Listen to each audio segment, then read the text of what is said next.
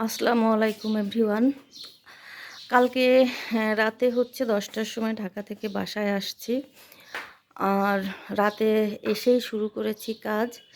রাতে রাতে যতটা সম্ভব গুছিয়ে রেখেছিলাম। তারপরে সকালে উঠে ছেলেকে নাস্তা বানিয়ে ওকে স্কুলে পাঠিয়ে সেই থেকে শুরু করেছি। এই যে সব মোটামুটি ঘরগুলা একটু গোছগাছ করে তারপরে হচ্ছে রান্না করতে গেছি। তো এই যে মোটামুটি গুছিয়েছি, কারণ কালকে আবার আমি অন্য একটা জায়গায় বেড়াতে যাব, সেটা আপনাদের সাথে অবশ্যই ব্লগে দেখাবো।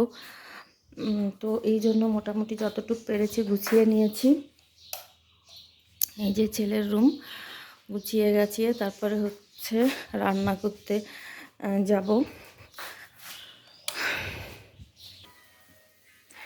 তো এই তো মোটামুটি গোছগাছ কমপ্লিট। রান্নাঘরটা সুন্দর করে গুছিয়ে নিয়েছি, আর আমি একটু গোছগাছ করে রান্না করতে পছন্দ করি।